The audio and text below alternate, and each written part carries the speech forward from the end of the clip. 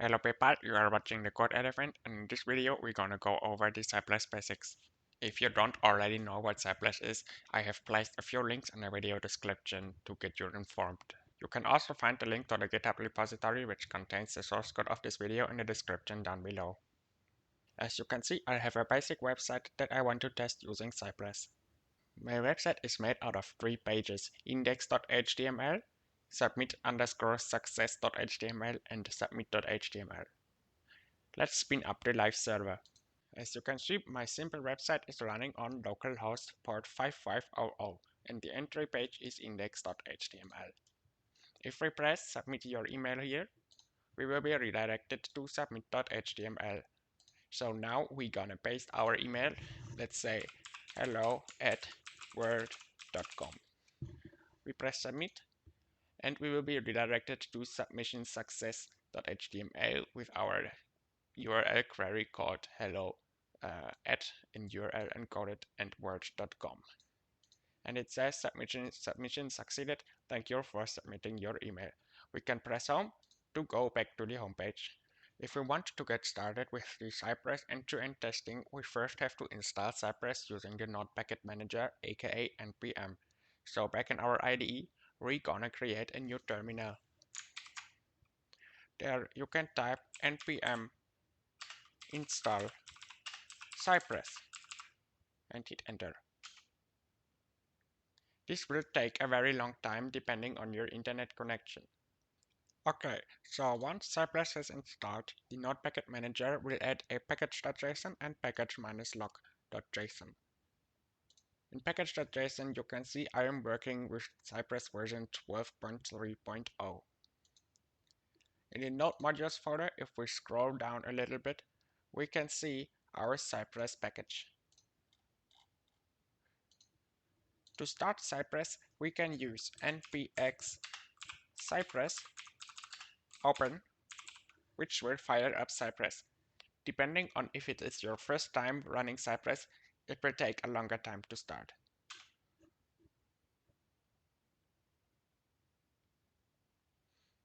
So, this is the Cypress desktop environment. Just click continue and end-to-end testing. Cypress adds additional files to your website project. So just press continue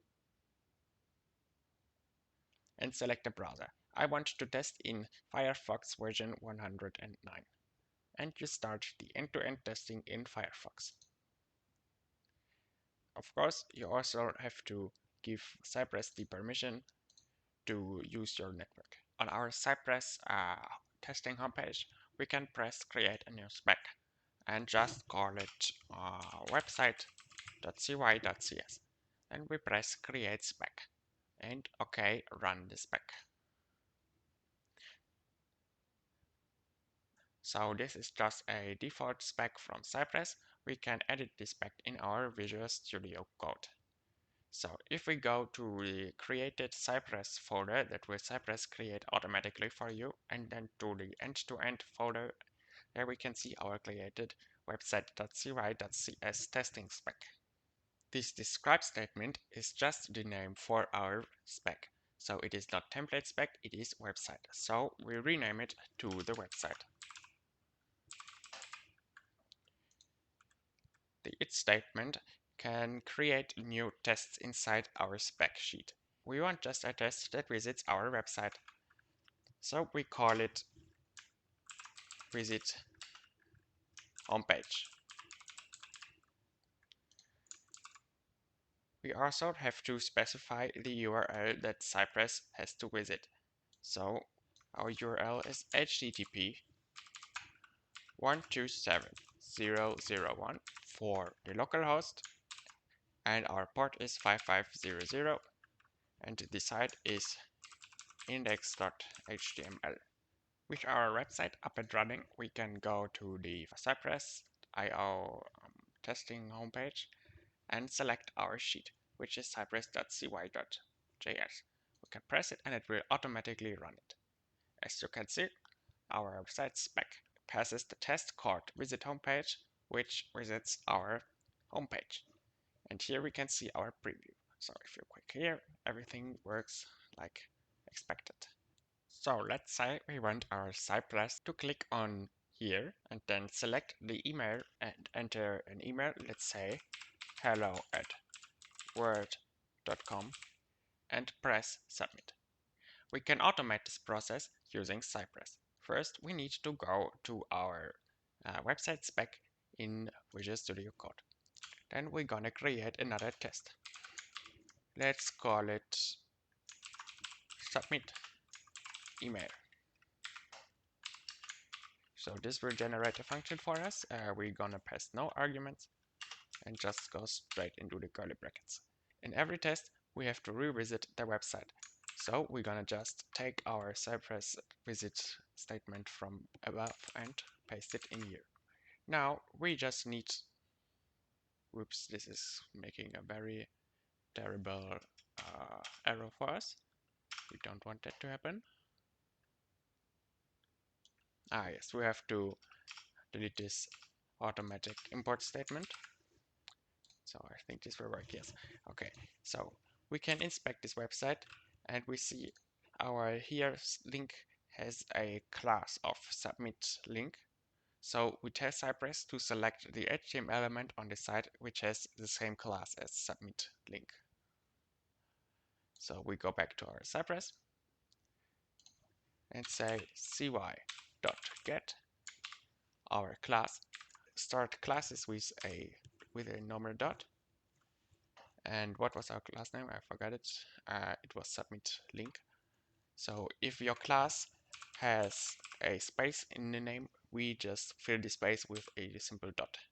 Submit link. And after that, we want to click on it. Okay, let's see. If we rerun the test, it will load the home page and it will click on here. So we have our email submission. Now we just want to select our email text field, which has a class of, let me just check, which has, oh no, it only has ID of email. So we now type cy.get our ID, which is email, .type, and let's type our email, which was hello@word.com.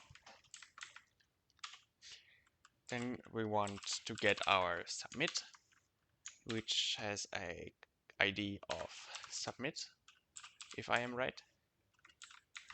And we want to click on it. Okay, we save it. And let's just rerun the test one more time to really see. As you can see, it gets the submit link and it clicks on it. It redirects to our email submission, types the email, but I don't think we can see it. Yes, here we can see it.